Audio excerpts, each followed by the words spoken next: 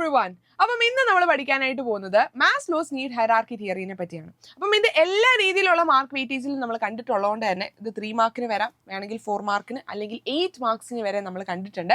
അപ്പം അതുകൊണ്ട് എൻ്റെ കുഞ്ഞുങ്ങൾ എന്താണ് ഈ സംഭവം എന്നൊന്ന് അറിഞ്ഞു വെക്കുവാണെങ്കിൽ അത്യാവശ്യം നല്ല രീതിയിൽ എൻ്റെ കുഞ്ഞുങ്ങൾക്ക് എഴുതാനായിട്ട് പറ്റും. അപ്പം മാസ്ലോസ് നീഡ് ഹൈറാർക്കി തിയറി എന്ന് പറയുന്നത് തിയറി ഓഫ് മോട്ടിവേഷൻ്റെ അകത്ത് വരുന്ന ഒരു കാര്യമാണ്. അപ്പം നിങ്ങൾ ആദ്യമേ ഈ മാസ്ലോസ് നീഡ് ഹൈറാർക്കി എന്ന് കേൾക്കുമ്പോഴേ ആദ്യമേ ഇതുപോലൊരു ഇമേജ് നിങ്ങളുടെ മനസ്സിൽ വരിക. ആ വന്ന ഇമേജ് വേറെ എവിടെയും കൊണ്ടേ കളയേണ്ട, നിങ്ങളുടെ പേപ്പറിൽ ഇതുപോലെ തന്നെ അങ്ങോട്ട് വരച്ചിടുക. ഓക്കെ, ഈ പടങ്ങളൊന്നും ഇല്ലെങ്കിലും ജസ്റ്റ് ഒരു ട്രയാങ്കിൾ വരയ്ക്കുക, അത് 5 ആയിട്ട് സ്പ്ലിറ്റ് ചെയ്യുക. ഓക്കെ, എന്നിട്ട് നിങ്ങൾ എന്ത് ചെയ്യണം, അതേ ഓർഡറിൽ തന്നെ എൻ്റെ കുഞ്ഞുങ്ങൾ പ്ലേസ് ചെയ്യണം. അല്ലാതെ ഇഷ്ടമുള്ള സാധനം ഇഷ്ടമുള്ള സ്ഥലത്ത് കൊണ്ടേ നമുക്ക് എഴുതാനായിട്ട് പറ്റത്തില്ല.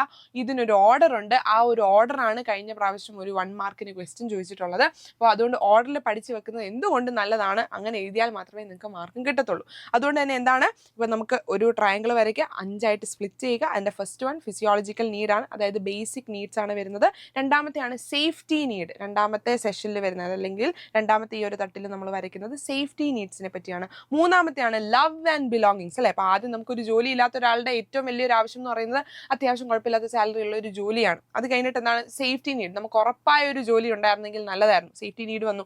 ലവ് ആൻഡ് ബിലോങ്ങിങ്, അത്യാവശ്യം ജോലിയൊക്കെ കിട്ടി, ഇനി എന്താണ് ആ ഒരു ഫേമിൽ അല്ലെങ്കിൽ ആ ഒരു ജോലി ചെയ്യുന്ന സ്ഥലത്ത് എനിക്ക് നല്ല കൂട്ടുകാരും അല്ലെങ്കിൽ എൻ്റെ കൂടെ നല്ല നല്ല ആത്മാർത്ഥ സുഹൃത്തുക്കളൊക്കെ വേണം നമുക്ക് തോന്നും, അല്ലേ. അതിനാണ് ഫ്രണ്ട്ഷിപ്പ് അല്ലെങ്കിൽ ഇൻറ്റിമസി ഒക്കെ വരുന്നത്, ലവ് ആൻഡ് ബിലോങ്ങിങ്സിലാണ് വരുന്നത്. അത് കഴിഞ്ഞിട്ടാണ് സെക്കൻഡ് ലാസ്റ്റ് സാധനമാണ് എസ്റ്റീം എന്ന് പറയുന്നത്. എസ്റ്റീം എന്ന് പറഞ്ഞു കഴിഞ്ഞാൽ ഇത്രയും സംഭവങ്ങളൊക്കെ കിട്ടി, ഇനി എനിക്ക് കുറച്ചും കൂടി ഉയരണം, അല്ലെങ്കിൽ എനിക്ക് കുറച്ചും കൂടെ നല്ല റെക്കഗ്നേഷൻ, 4 ആൾ അറിയണം എന്നുള്ളൊരു തോന്നൽ വരുന്നു. അതിനെയാണ് എസ്റ്റീം എന്ന് പറയുന്നത്. ഏറ്റവും അവസാനം അല്ലെങ്കിൽ ഏറ്റവും ടോപ്പിൽ നിൽക്കുന്ന ഒരു സംഭവമാണ് സെൽഫ് ആക്ച്വലൈസേഷൻ എന്ന് പറയുന്നത്. ഓക്കെ, അപ്പം ഇത് എൻ്റെ കുഞ്ഞുങ്ങൾ മറക്കരുത്, വളരെ ഇമ്പോർട്ടൻ്റ് ആയിട്ടുള്ള കാര്യമാണ് മാസ്ലോസ് നീഡ് ഹൈറാർക്കി തിയറി. ഈ ഒരു ഇമേജും എൻ്റെ കുഞ്ഞുങ്ങൾ ഓർത്ത് വെക്കുക. അതുകൊണ്ട് ആരും മിസ് ചെയ്യരുത്. ആരെങ്കിലും ഇത് സ്കിപ്പ് ചെയ്യാൻ വേണ്ടി ഇരിക്കുവാണെങ്കിൽ സ്കിപ്പ് ചെയ്യരുത്. എല്ലാ മാർക്ക് വെയിറ്റേജിലും വരുന്ന ഒരു ചോദ്യമാണ്, അതുകൊണ്ട് പഠിച്ചിട്ടേ പോകാവുള്ളൂ. ഓക്കെ.